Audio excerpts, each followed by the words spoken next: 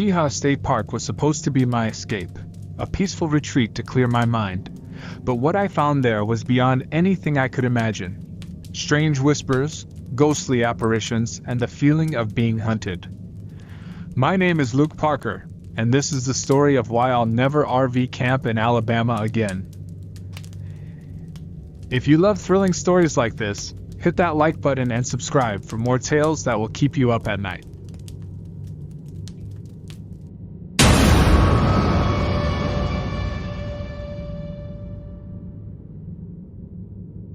When I first pulled into Cheaha State Park, I felt the kind of quiet I hadn't experienced in years. The trees stretched endlessly toward the sky, their dark green needles swaying gently in the cool autumn breeze. It was peaceful, the kind of peace I thought I needed after the wreckage of my divorce and the months of sleepless nights that followed. I told myself this trip was about finding clarity, but the truth was, I was running from the memories, the guilt, and the overwhelming silence that had taken over my life. I parked my RV near an overlook where the view was nothing short of breathtaking. The rolling hills of Alabama stretched out like a never-ending sea of red and gold, the leaves just starting to turn. It was late October, my favorite time of year, and the crispness in the air hinted at the colder nights to come. I stepped out of the RV, stretched, and inhaled deeply, taking in the earthy scent of pine and damp leaves. For the first time in a long while, I felt like I could breathe again. Before setting up camp, I made a quick stop at the small park store near the entrance. The shelves were lined with the basics: firewood, snacks, bug spray, and postcards, featuring images of the park's famous landmarks. Behind the counter stood an older woman with wiry gray hair and sharp eyes. Her name tag read Marlene. As I approached, she gave me a polite smile, though her eyes seemed to study me a little too closely. "First time here?" she asked as she rang up my firewood and a bag of trail mix. "Yeah," I replied, "just passing through, trying to clear my head." Marlene nodded slowly, her gaze flicking out the window toward my RV. "Be careful where you camp," she said, her voice low and deliberate. "The woods have a way of keeping those who don't respect them." Her words caught me off guard, and I let out a nervous laugh. "I'll make sure to tread lightly," I joked, trying to ease the tension. But Marlene didn't smile. She handed me my change and without another word, turned to stack a few cans on a nearby shelf. I left the store with a strange feeling in my gut, but shrugged it off as just another encounter with a superstitious local. Every small town seemed to have its share of legends and warnings. Back at the campsite, I set up a small fire and settled into one of the folding chairs I'd brought along. The flames crackled softly, casting dancing shadows across the trees. I leaned back, staring up at the darkening sky, where the first stars were beginning to peek through the canopy. For a while, everything felt normal, quiet.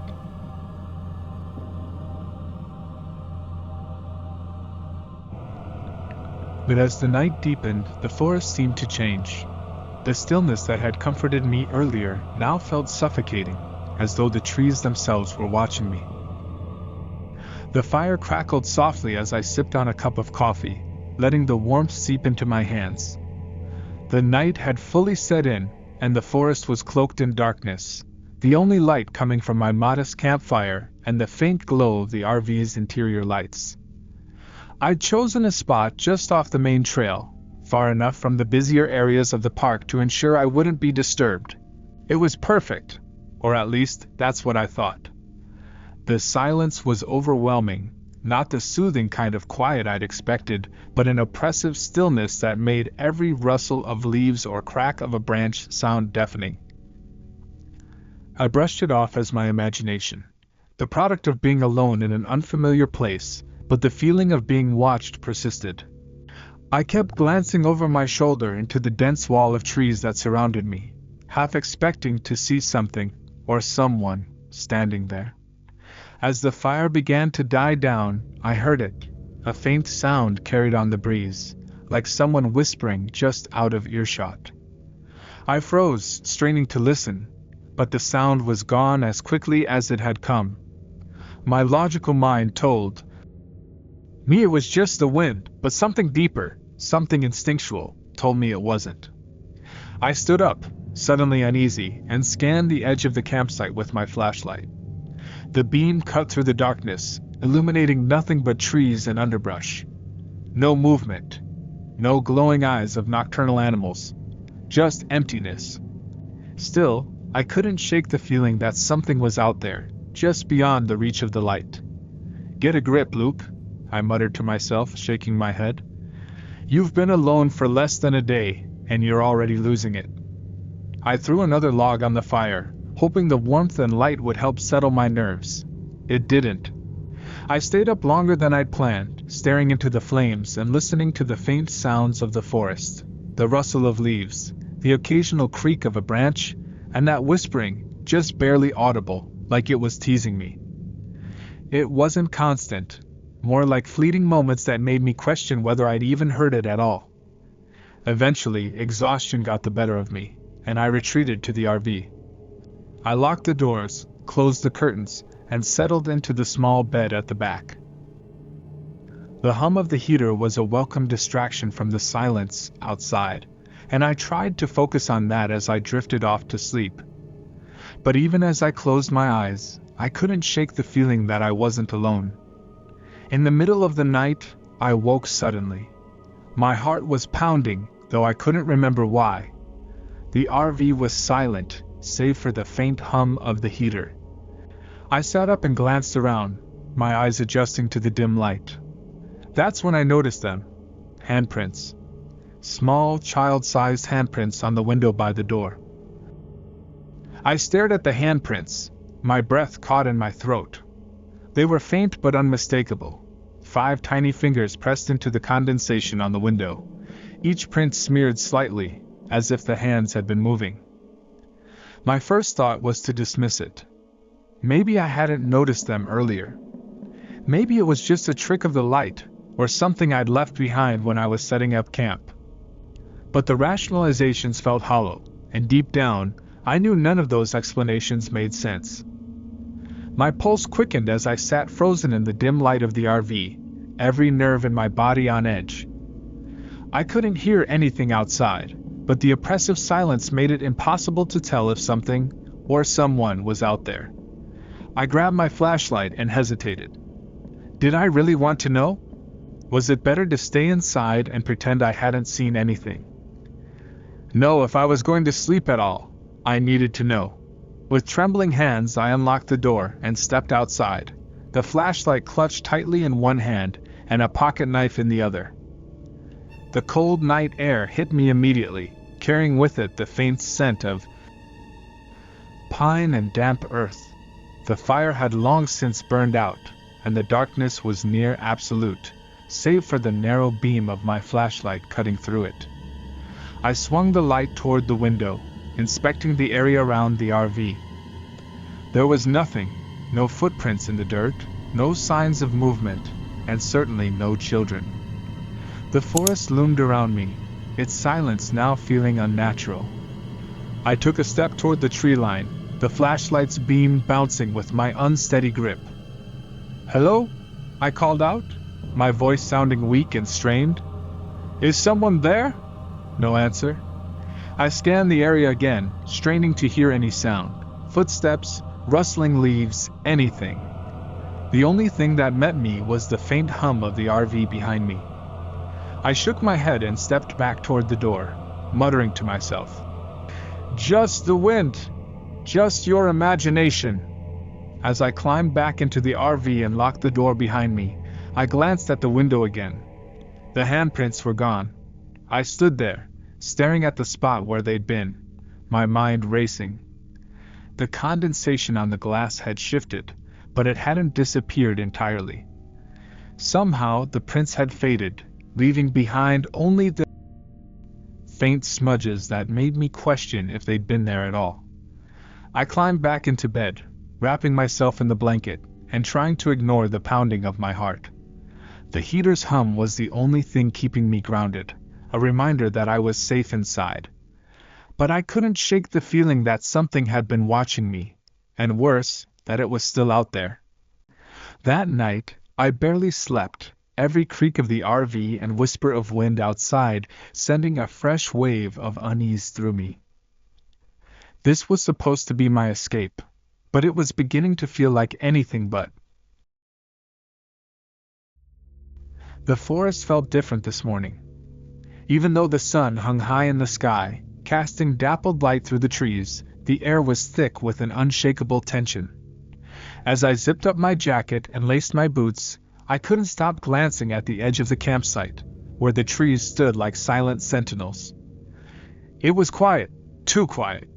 Normally, the woods came alive in the morning with birdsong and the rustling of small animals. But here, it felt like everything was holding its breath. I tried to brush off the unease as leftover nerves from the previous night. I had come to Cheaha State Park to escape, and I wasn't about to let a few creepy moments ruin my trip. With a deep breath, I grabbed my backpack, stuffed a water bottle and some snacks inside, and set out on one of the trails. The crisp morning air stung my face as I walked, but it also cleared my head. The first few minutes felt almost normal.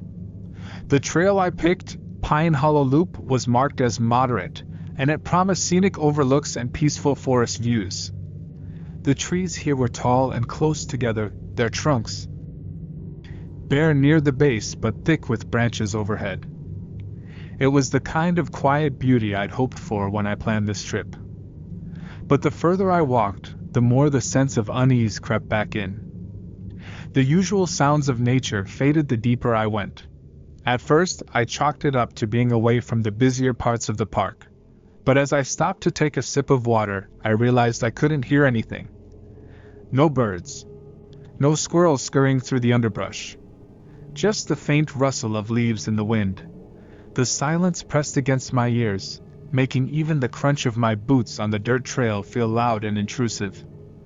Then I saw something odd. About 20 feet off the trail, hidden between a cluster of trees, was a large rock formation. It wasn't on the map, and it didn't look like it belonged there. The rocks were stacked in an unnatural way, forming a crude pillar that stood about shoulder high. What caught my attention, though, were the carvings. Strange, jagged symbols etched into the stone's surface, their edges worn smooth by time. Curiosity got the better of me, and I stepped off the trail to take a closer look. The air around the formation felt colder, heavier, like stepping into the shade on a hot day. As I ran my fingers lightly over the carvings, a sharp chill ran down my spine, though the rock itself felt warm to the touch. A sudden noise snapped me out of my trance, a faint whisper just behind me. I spun around, heart pounding, but there was no one there. Just the trees, their shadows stretching toward me like long, clawed hands. The forest felt different this morning. Even though the sun hung high in the sky, casting dappled light through the trees, the air was thick with an unshakable tension. As I zipped up my jacket and laced my boots, I couldn't stop glancing at the edge of the campsite, where the trees stood like silent sentinels. It was quiet, too quiet. Normally, the woods came alive in the morning with birdsong and the rustling of small animals. But here, it felt like everything was holding its breath. I tried to brush off the unease as leftover nerves from the previous night. I had come to Cheaha State Park to escape, and I wasn't about to let a few creepy moments ruin my trip. With a deep breath, I grabbed my backpack, stuffed a water bottle and some snacks inside, and set out on one of the trails. The crisp morning air stung my face as I walked, but it also cleared my head. The first few minutes felt almost normal. The trail I picked, Pine Hollow Loop, was marked as moderate, and it promised scenic overlooks and peaceful forest views. The trees here were tall and close together, their trunks bare near the base but thick with branches overhead. It was the kind of quiet beauty I'd hoped for when I planned this trip. But the further I walked, the more the sense of unease crept back in. The usual sounds of nature faded the deeper I went. At first, I chalked it up to being away from the busier parts of the park, But as I stopped to take a sip of water, I realized I couldn't hear anything. No birds. No squirrels scurrying through the underbrush. Just the faint rustle of leaves in the wind. The silence pressed against my ears, making even the crunch of my boots on the dirt trail feel loud and intrusive. Then I saw something odd. About 20 feet off the trail, hidden between a cluster of trees, was a large rock formation. It wasn't on the map, and it didn't look like it belonged there. The rocks were stacked in an unnatural way, forming a crude pillar that stood about shoulder high. What caught my attention, though, were the carvings. Strange, jagged symbols etched into the stone's surface, their edges worn smooth by time. Curiosity got the better of me, and I stepped off the trail to take a closer look. The air around the formation felt colder, heavier, like stepping into the shade on a hot day. As I ran my fingers lightly over the carvings, a sharp chill ran down my spine, though the rock itself felt warm to the touch. A sudden noise snapped me out of my trance, a faint whisper, just behind me. I spun around, heart pounding, but there was no one there. Just the trees, their shadows stretching toward me like long, clawed hands. I didn't run, but I walked back to the trail as quickly as I could, my heart hammering in my chest. The forest seemed darker now, as if the trees had somehow closed in, blocking more of the light. I kept telling myself that the whisper I'd heard was just the wind or maybe a bird, but no matter how hard I tried, I couldn't shake the feeling that I wasn't alone.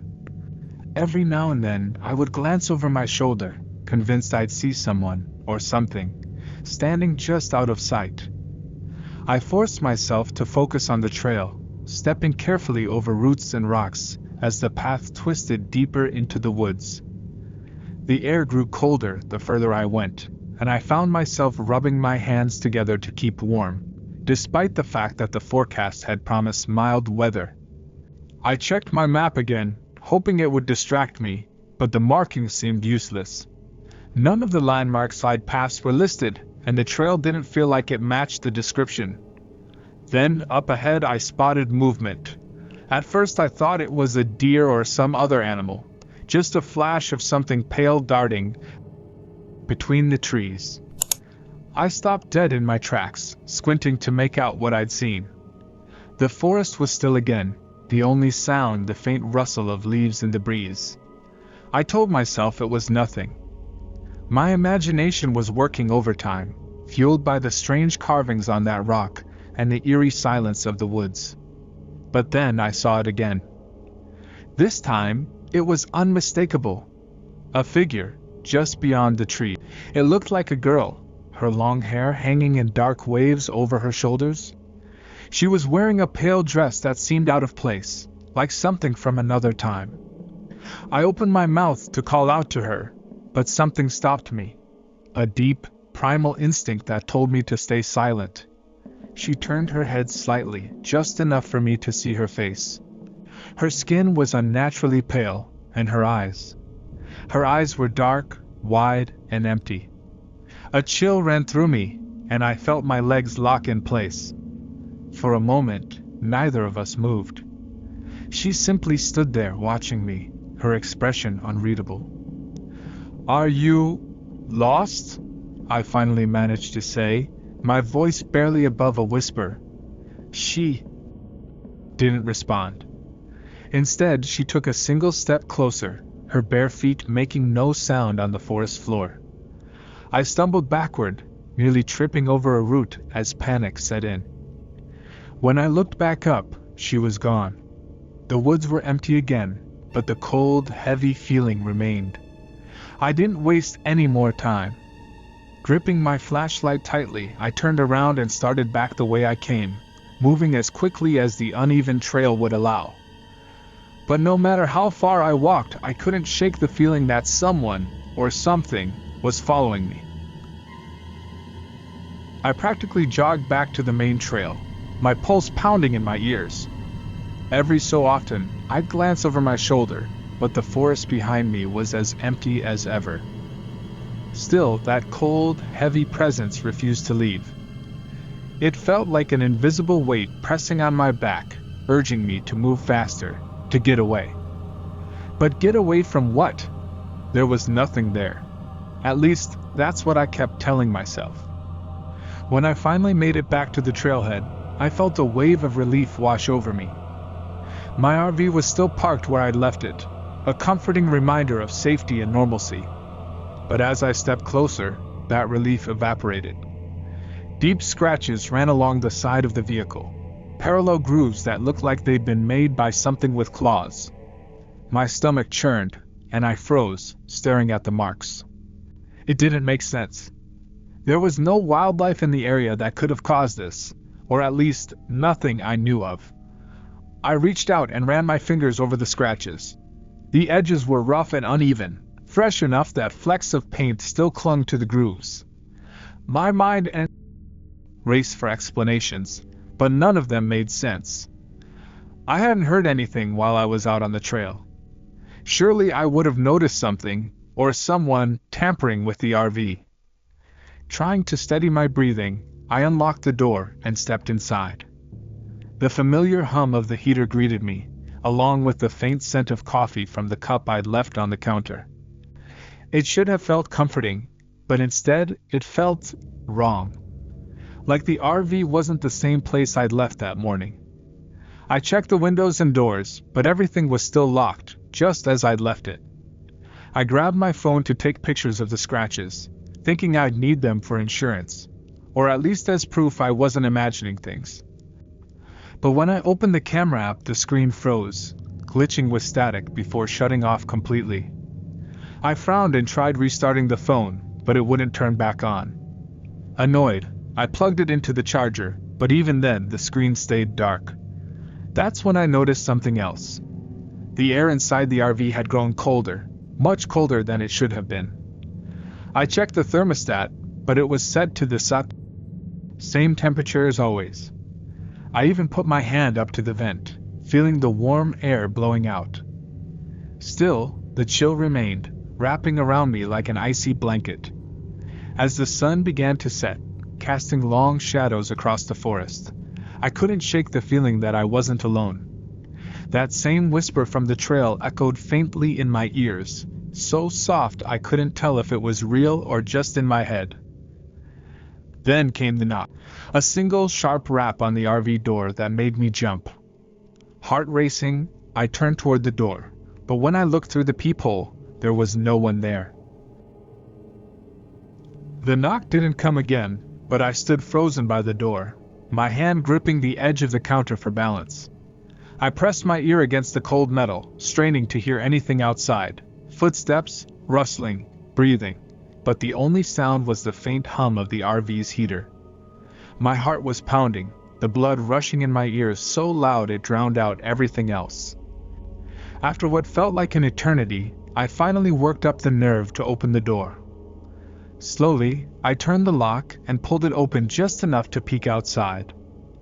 The world beyond the RV was bathed in twilight, the fading sunlight filtering weakly through the trees. Shadows stretched long and dark across the ground, giving the forest an eerie, almost otherworldly feel. Nothing moved. I stepped out cautiously, my flashlight in one hand and my pocket knife in the other. The forest was silent again, as if it were holding its breath. I swept the flashlight beam across the campsite, half expecting to see someone, or something, lurking at the edge of the clearing. But there was nothing. No footprints, no sign of movement, just the scratches on the RV, which now seemed to glow faintly in the dim light, as though mocking me. "Hello?" I called out, my voice trembling despite my best efforts to sound confident. "If someone's out there, this isn't funny." Silence. I waited for a response, but none came. Swallowing hard, I stepped further into the clearing, the flashlight beam bouncing with each shaky step. My breath fogged in the cold air, and I couldn't help but feel like I was being watched. Every nerve in my body screamed for me to get back inside, to lock the doors and pretend none of this was happening. But I couldn't ignore the feeling that something was wrong, terribly wrong. As I turned to head back to the RV, my flashlight flickered. Just for a moment, the beam stuttered and dimmed, plunging the clearing into near darkness. My stomach dropped, and I smacked the side of the flashlight, willing it to stay on.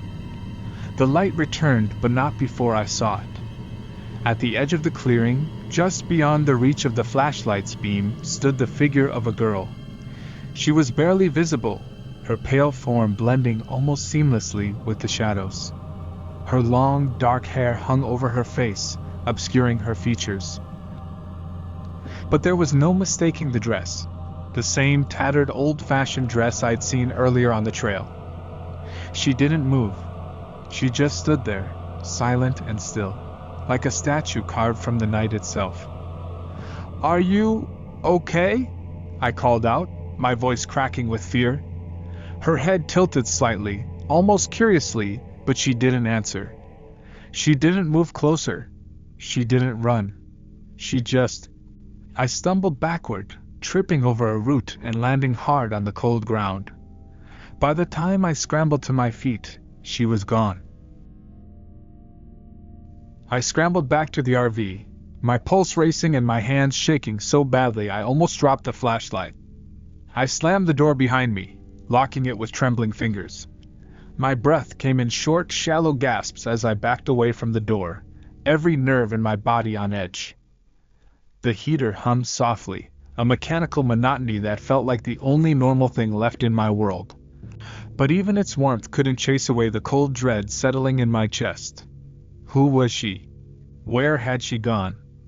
And more importantly, how had she disappeared so quickly? The clearing was wide open. There was no way she could have vanished without making a sound or being seen. I shook my head, trying to piece together some kind of explanation. Maybe she was a lost camper. Maybe she'd wandered too far from her group and was too scared to speak. Maybe my mind was playing tricks on me. I paced the small space of the RV, trying to calm myself. The rational part of me was desperate for a logical explanation. But deep down, I knew there was none. My gut told me that whoever, or whatever, that girl was. She wasn't lost. She wasn't scared. She wasn't even human. The scratches on the RV loomed in my mind, fresh and deliberate. And now, the girl had appeared again, this time closer, watching me from the edge of the clearing. She hadn't made a sound, hadn't shown any emotion, but her presence had filled the air with a crushing weight that still lingered. I grabbed my phone, hoping to call someone, anyone, but it still wouldn't turn on.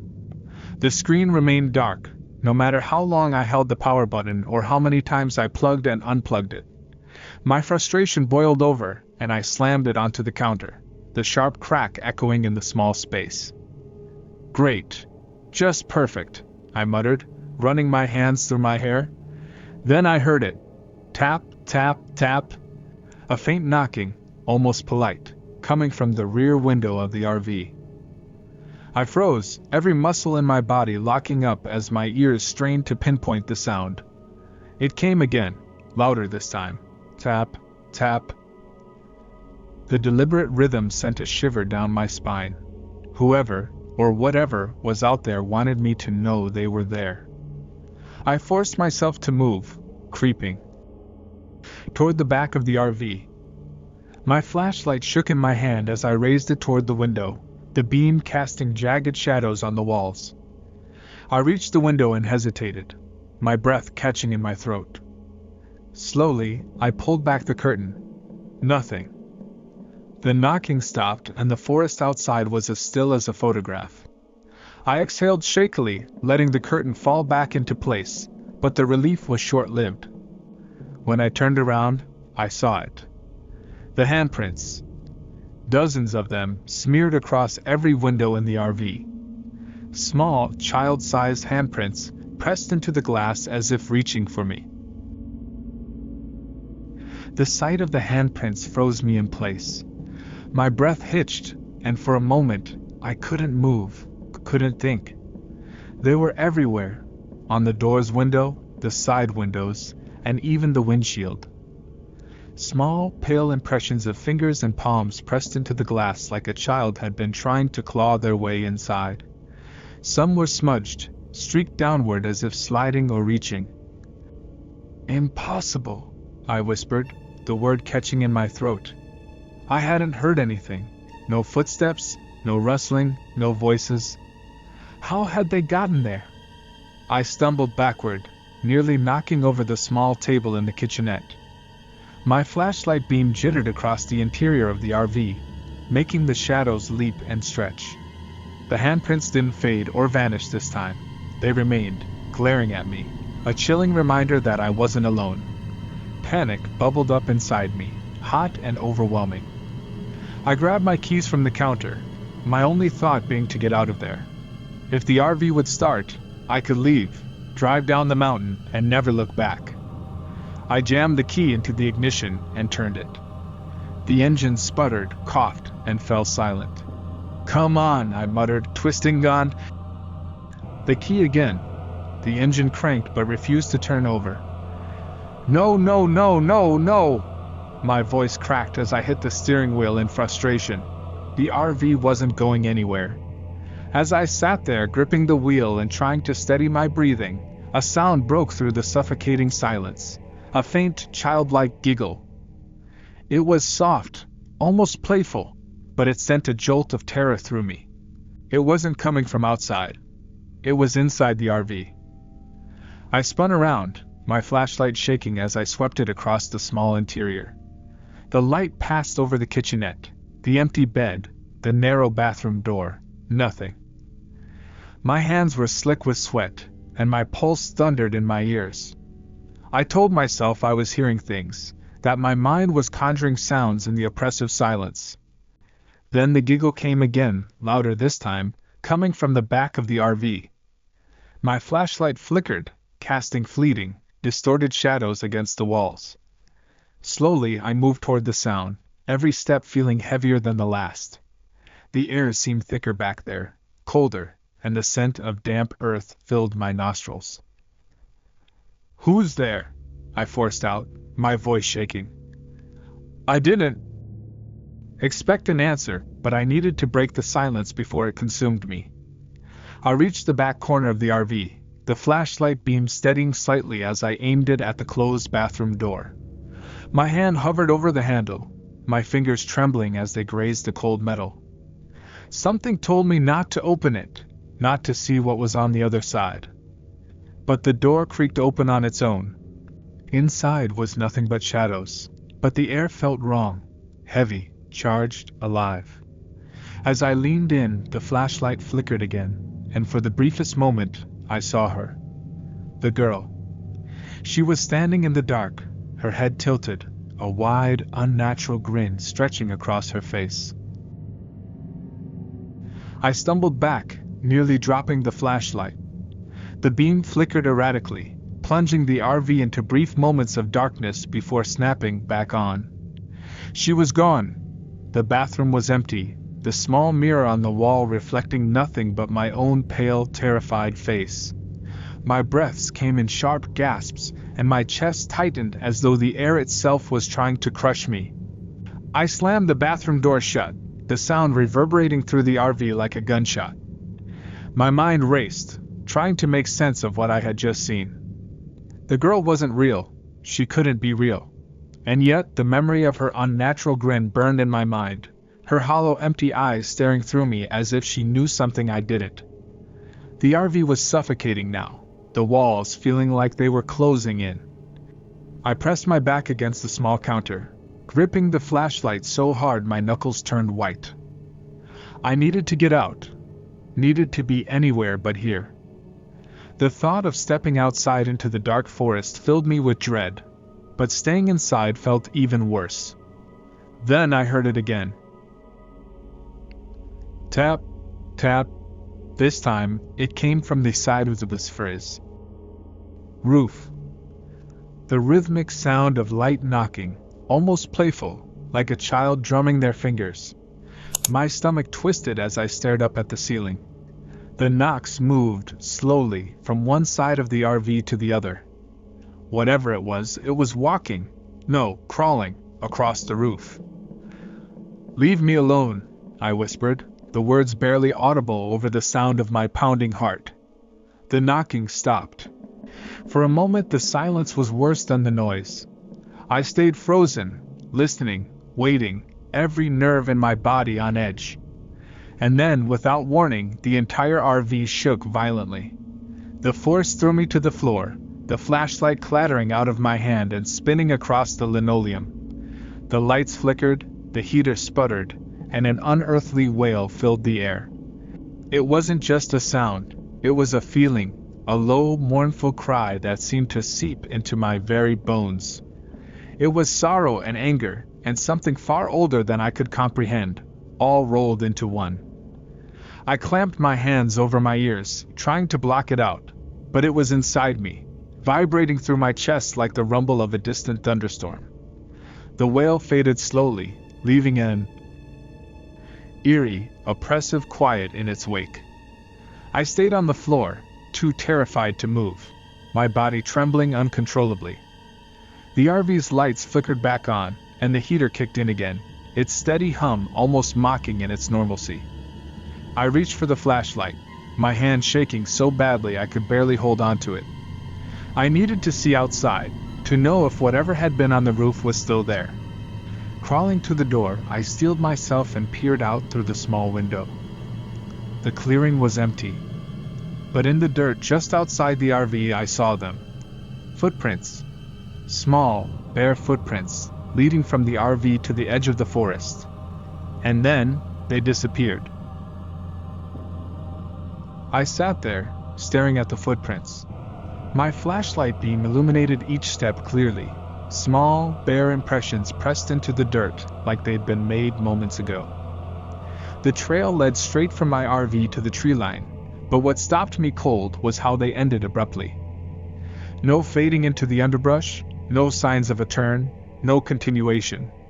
They just stopped, as if whoever, or whatever, made them, had vanished into thin air. The flashlight in my hand shook as the cold air seeped through the thin walls of the RV, chilling me to the bone. Every instinct screamed at me to leave, to run, but there was nowhere to go.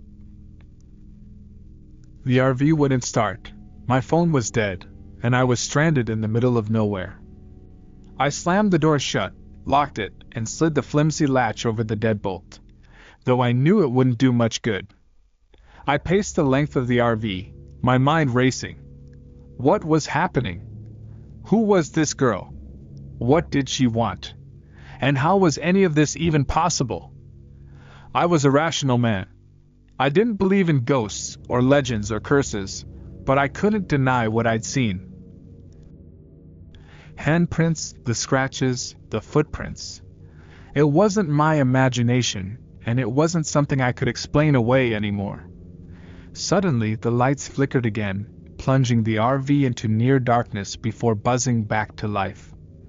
The hum of the heater sputtered, then resumed. The air felt heavier, thicker, as if the space had grown smaller. I froze, my ears straining for any sound, any hint that I wasn't alone. Then, from the corner of the RV, I heard a faint creak. My head snapped toward the sound. The bathroom door, the one I'd shut so firmly earlier, was now slightly ajar, swinging gently as if nudged by an invisible hand. My mouth went dry, and my grip tightened on the flashlight. I took a step closer, my legs feeling like lead. The creaking stopped as the door swung fully open, revealing the small, dim bathroom. Nothing looked out of place: the sink, the mirror, the closed toilet lid, but the air inside felt wrong, colder and almost charged. The flashlight's beam wavered as I raised it, reflecting off the mirror. For a moment, everything seemed normal. Then I saw her. In the mirror's reflection, the girl stood behind me, her head tilted and her hollow eyes fixed on mine. Her expression was blank, devoid of humanity, but her lips twitched, curling into that same unnatural grin I'd seen before. I spun around, the flashlight flaring as I aimed it at where she should have been, but there was nothing there. Just empty air. My breathing was ragged now, my chest tight. When I looked back at the mirror, her reflection was gone. The bathroom was just a bathroom again, small and unremarkable, but the chill in the air remained, wrapping around me like icy fingers. Then, somewhere outside the RV, the whispers returned. The whispers weren't just sounds anymore. They felt alive, like they were crawling into my ears, wrapping around my brain. They came from every direction, rising and falling like waves. Sometimes they were faint and unintelligible, other times sharp and insistent, but one thing was clear: they wanted me to follow. I gripped the flashlight tightly, the sweat on my palms making the metal slippery. I didn't want to go outside again, but staying in the RV felt worse. The walls that once offered protection now felt like a trap, and every flicker of the lights made my pulse spike. The whispers grew louder, more urgent, like they knew I was hesitating. "Fine," I muttered, my voice shaking. "You want me? Here I am." My legs felt heavy as I stepped outside, my boots crunching on the dirt. The cold air bit at my skin, but it was the unnatural stillness that sent a chill down my spine. The clearing was bathed in pale moonlight, but the edges of the forest seemed impossibly dark, as if the trees were swallowing the light whole. My flashlight barely penetrated the shadows. The whispers intensified, drawing my attention to the tree line where the footprints had ended. Something glinted there, faint and fleeting, like a reflection. I stepped closer, the beam of my flashlight shaking as I tried to pinpoint the source. My gut screamed at me to turn back, but my feet kept moving, drawn by an invisible force. When I reached the edge of the forest, I saw it. A faint glow in the distance, deep within the trees. It pulsed softly, like a heartbeat, casting flickering shadows across the underbrush. The whispers seemed to emanate from it, a chorus of voices that overlapped and intertwined, each one more desperate than the last. I hesitated, glancing back at the RV. It looked so small now, so far away, like a lifeline I was leaving behind. But something in the glow pulled at me, a magnetic force I couldn't resist. My chest tightened as I stepped into the forest, the cold air thickening with every step. The trees closed in quickly, their branches reaching out like skeletal arms. The ground beneath me felt soft, almost spongy, as if the forest itself was alive. The whispers surrounded me now, echoing in my ears, weaving together words I couldn't quite understand. Then I saw her. The girl stood in the middle of the path, her back to me. Her long, dark hair hung limp over her shoulders, and her tattered dress swayed gently despite the still air. She didn't move, didn't turn, but I could feel her watching me. My hands trembled as I raised the flashlight, the beam landing on her figure. "Who are you?" I managed to whisper, though my voice cracked. "What do you want?" She didn't respond. Instead, she raised one arm slowly, pointing toward the glowing light deeper in the forest. Her movements were jerky, unnatural, like a puppet on strings. Against every instinct, I followed. Each step deeper into the forest felt like I was walking into another world. The air grew colder, heavier, almost syrupy, making it harder to breathe. The glow ahead of me pulsed steadily, its light spilling over the trees in faint, sickly waves. The girl continued to lead the way, her jerky, unnatural movements sending chills down my spine. She never turned to look at me, but I could feel her presence pressing against me like a weight. The whispers followed, louder now, more distinct. I could make out fragments of words, pleading, warning, begging. But the closer I got to the glow, the less they sounded like a cacophony, and the more they began to sound like, "My name, Luke." The sound was faint at first, almost drowned out by the other voices, but as I stepped closer to the light, it grew clearer. "Luke." It was a woman's voice, soft but insistent, like a warning carried on the wind. My chest tightened. It wasn't just any voice, it was familiar. I stopped in my tracks, the flashlight shaking in my hand. "Who's there?" I called, my voice cracking under the weight of my fear. The girl stopped too, her head tilting slightly, as if she'd heard it too. For a moment I thought she might turn to face me, but instead, she pointed again toward the light. The voice came again, louder this time. "Luke, don't go." It sounded impossibly close, as though someone were standing right behind me.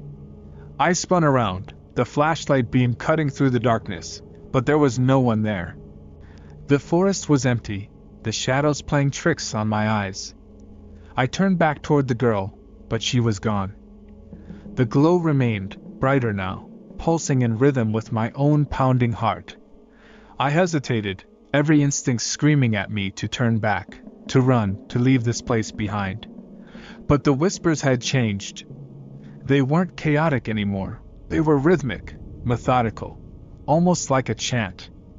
And woven through them was that familiar voice, now more urgent. "Luke, don't follow." I stepped closer to the light, my feet moving against my will. The trees seemed to shift around me, their branches bending and twisting in ways that defied nature. The glow grew brighter, more intense, bathing the forest in a pale, unnatural light. I could make out a shape now, something large and smooth, rising out of the ground. When I reached the clearing, the source of the glow came into view. A massive stone, smooth and cold, carved with the same strange symbols I'd seen earlier on the trail. The air around it buzzed with an unnatural energy, the whispers converging into one haunting, unified voice. "You've come," the voice said, deep and resonant, as though it was coming from the stone itself. I stumbled backward, the flashlight flickering. My stomach twisted, and for the first time, I realized the truth. The girl wasn't leading me to the light. She was leading me to the source of it. I stared at the stone, my breath catching in my throat. The glow emanating from it was unnatural, pulsing in rhythm with a faint hum that I could feel in my chest. The symbols carved into its surface seemed alive, their jagged edges shifting and twisting as if they were breathing. The air was electric, charged with a tension that made my skin prickle. My flashlight flickered and died, leaving only the eerie glow of the stone to light the clearing. "You've come?" the voice repeated, low and resonant, reverberating through the forest. It wasn't a single voice but many, overlapping, blending into a sound that was both human and otherworldly. My legs felt like lead, but some unseen force pushed me forward, step by reluctant step, until I was standing just a few feet away from the massive stone. "Why me?" I whispered, my voice barely audible over the buzzing in the air. The stone didn't answer, but the symbols glowed brighter, their shapes shifting into something that resembled an outstretched hand. My chest tightened as the realization hit me. It wanted me to touch it. The whispers returned, louder now, pleading and insistent. Some begged me to leave, to run while I still could. Others urged me forward, promising answers, power, salvation. My mind was a whirlwind of conflicting thoughts, but the pull of the stone was stronger than any fear or doubt. I reached out, my hand trembling as it hovered inches above the glowing surface. "No!" a voice screamed, sharp and desperate. It cut through the whispers like a blade, and I froze, my hand still in the... It was the same voice I'd heard earlier, the familiar one that sent shivers down my spine. "Don't touch it, Luke! You don't know what you're doing!" I spun around, searching the clearing for the source of the voice. My heart leapt into my throat when I saw her. She was standing at the edge of the clearing, half hidden in the shadows. It wasn't the girl in the tattered dress, it was someone else. A woman with dark hair and piercing eyes, her face filled with urgency and fear. "Who are you?" I asked, my voice shaking. "How do you know my name?" The woman didn't answer. Instead, She pointed at the stone, her hand trembling. "It's not what you think. It's a trap. If you touch it, you'll never leave this place." My mind raced. Could I trust her? Was she even real? The stone hummed louder, the symbols glowing so brightly now that they cast long, jagged shadows across the forest floor. The whispers grew into a deafening roar, drowning out everything else. I clutched my head, the noise unbearable. "Luke!" the woman shouted, stepping closer. "You have to destroy it!" I shouted back, my voice barely audible over the chaos. "How?" Her eyes locked onto mine. "With blood. It has to be your blood." Her words sent a jolt of terror through me. "My blood?" I asked, my voice cracking under the weight of disbelief. "You're crazy. There has to be another way." The woman shook her head, stepping closer. Her eyes, filled with an urgency I couldn't ignore, locked onto mine. "It's the only way," she said, her voice trembling. "This stone feeds on life. It's bound to this place, to these woods. If you don't stop it, it will take you too. Just like it's taken so many others." The roar of whispers grew louder, a chaotic storm of voices that made it impossible to think. Some begged me to listen to her, while others screamed at me to ignore her, to touch the stone, to give in. My chest tightened, and I felt like I was being pulled in every direction at once. I turned back to the stone, its glow so intense now that it cast the clearing in an unnatural light. The symbols had changed again, shifting into something more sinister, faces. Twisted, agonized faces, their mouths open in silent screams. I stumbled backward, my stomach twisting in horror. "Why me?" I demanded, my voice breaking. "Why is this happening to me?" "Because you're here," the woman replied, her tone softer now, almost apologetic.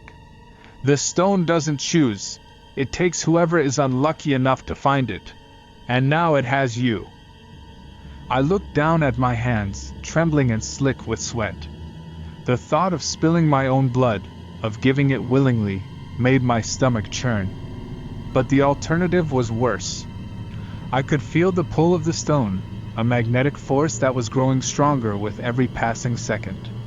If I didn't act, I knew it would claim me, just as the woman said. "What do I do?" I asked, my voice barely audible. She stepped closer, her gaze unwavering. "You have to cut yourself. Just enough to let the blood fall onto the stone. It will weaken it, sever its hold on you. But if you wait too long, it will take control." I hesitated, every instinct screaming at me to run. But where would I go? The stone wouldn't let me leave, and deep down, I knew she was telling the truth. My hands shook as I reached into my pocket and pulled out the small knife I always carried. The blade glinted in the pale light, sharp and cold.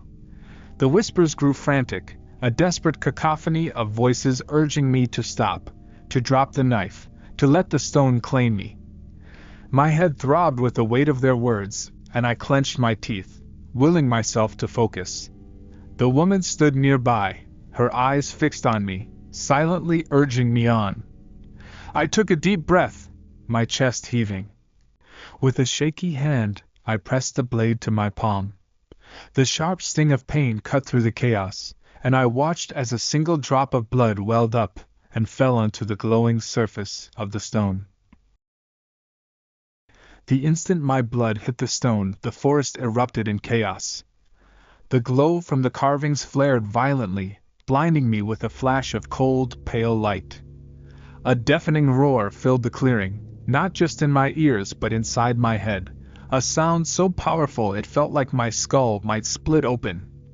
I stumbled back, clutching my hand as the blood smeared across my palm dripped to the forest floor. The stone's surface began to ripple, as though it were made of liquid instead of rock. The carved faces twisted and contorted, their silent screams turning into audible wails. I wanted to run, to turn away and never look back, but my legs refused to move. The force coming from the stone held me in place, an invisible grip locking me in the clearing. The woman's voice cut through the chaos. "Don't stop! You have to give more!" She was shouting now, her face pale and strained. "It's not enough! It's too strong!" I stared at her, my mind reeling. "More? Are you kidding me?" My voice cracked with panic. "This thing is going to kill me!" Her eyes burned with intensity, her tone leaving no room for argument. "It's better than what it will do if you let it take you. Trust me, Luke. This is the only way." The whispers were no longer whispers. They had become screams, voices layered upon voices, pleading, cursing, demanding. My hand shook as I looked down at the knife, the blade stained with my blood. I gritted my teeth, my stomach churning as I pressed the blade to my palm again, deeper this time. The pain was sharp and immediate, but it was drowned out by the sound of my blood hitting the stone. The reaction was instant. The glowing carvings dimmed, flickering like a dying light bulb, but the stone began to shake violently. The ground beneath it cracked, deep fissures spreading out in jagged lines. The oppressive force that had been holding me in place began to weaken, and I could feel the pull of the stone losing its grip on me. But the forest wasn't done with me yet. The girl appeared again, her pale figure emerging from the shadows at the edge of the clearing. Her hollow eyes were fixed on mine, her lips curling into that same unnatural grin. This time she moved closer, her jerky, puppet-like motions faster, more deliberate. My chest tightened as I realized she wasn't alone. Others followed. Figures emerged from the trees, their forms shifting and flickering like static on an old TV. Some were human-like, others grotesque, their limbs twisted and elongated. They surrounded the clearing, their movements slow but purposeful, their empty faces all turned toward me. The woman's voice rang out again. "Finish it, Luke! You're almost there!" I raised the knife one last time, the edge pressing against my palm. With all the strength I had left, I let the blade bite deeper, the blood flowing freely onto the stone. The light from the carvings pulsed one last time, then exploded outward, consuming everything in blinding, icy white. When the light faded, everything was silent.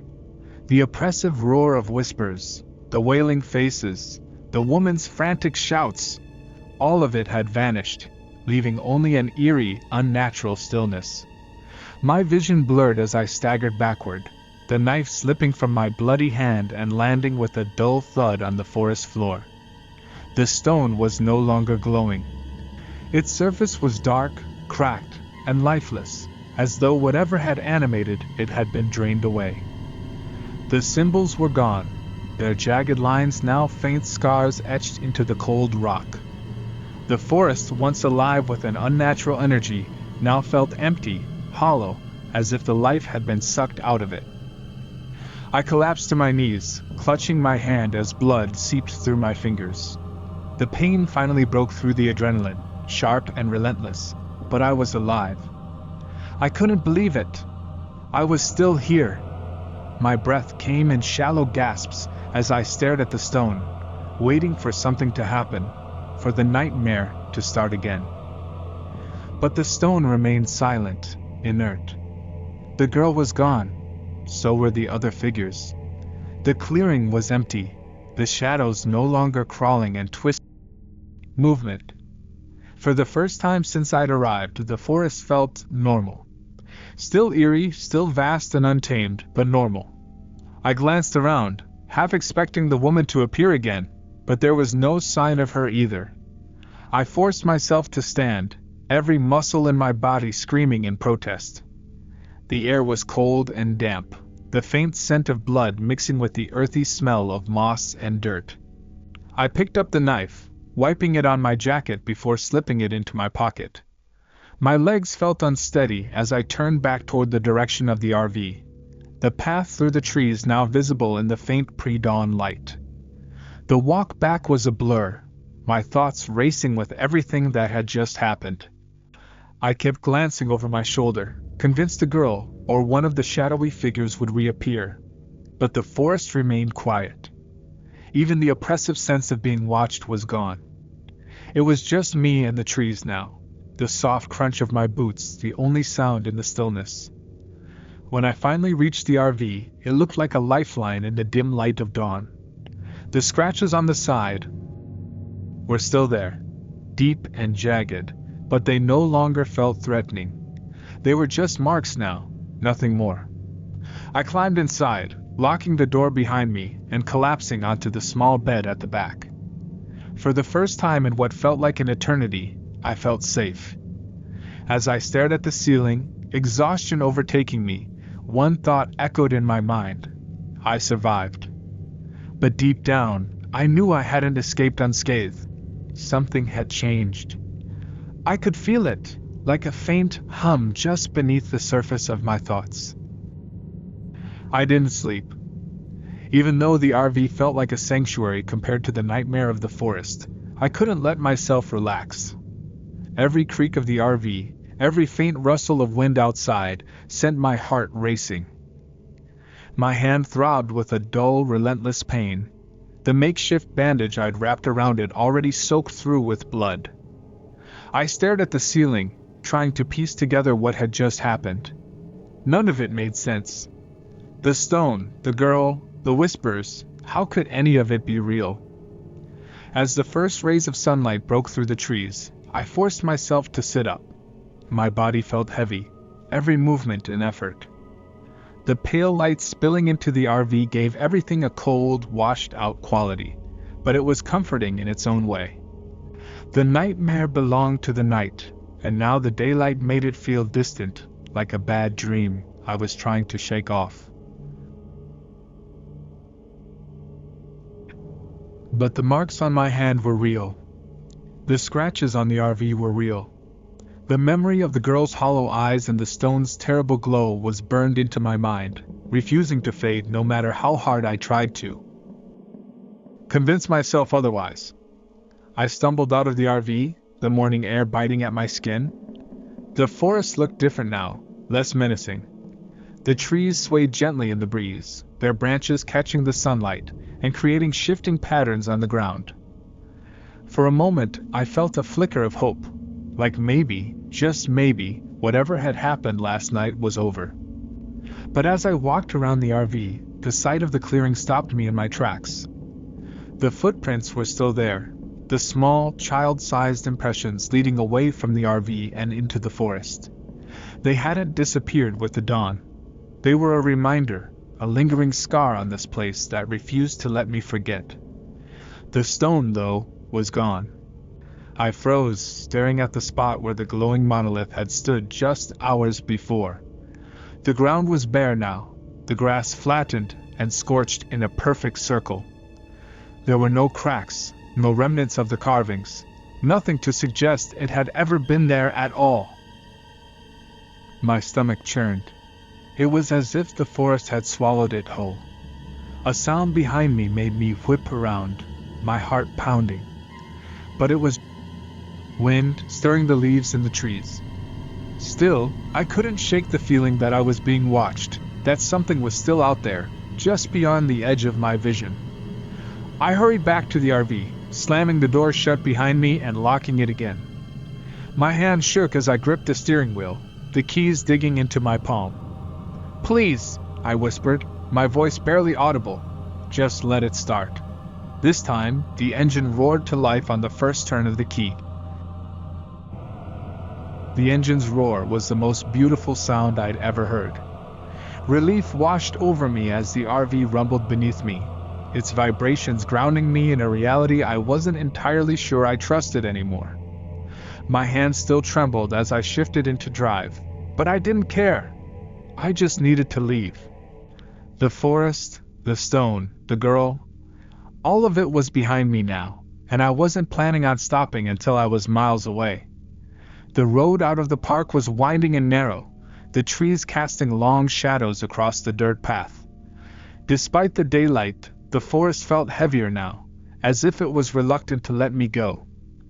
My eyes darted to the rearview mirror every few seconds, half expecting to see the girl standing in the road behind me, her hollow eyes boring into me. But the mirror showed nothing except the empty path and the trees, swaying gently in the breeze. As the RV bumped along the uneven road, I replayed the events of the night over and over in my mind, trying to make sense of them. None of it fit together. The stone, the girl, the whispers, the woman who had appeared out of nowhere. It felt like pieces of a puzzle that didn't belong in the same box. And yet the memories were vivid, the pain in my hand a constant reminder that it had all been real. The edge of the park came into view, the small wooden sign that had welcomed me just yesterday now feeling like a mockery. Cheaha State Park, it read in bold, friendly letters. Welcome to Alabama's highest point. I let out a bitter laugh, my grip tightening on the wheel. I'd come here looking for peace, for solitude.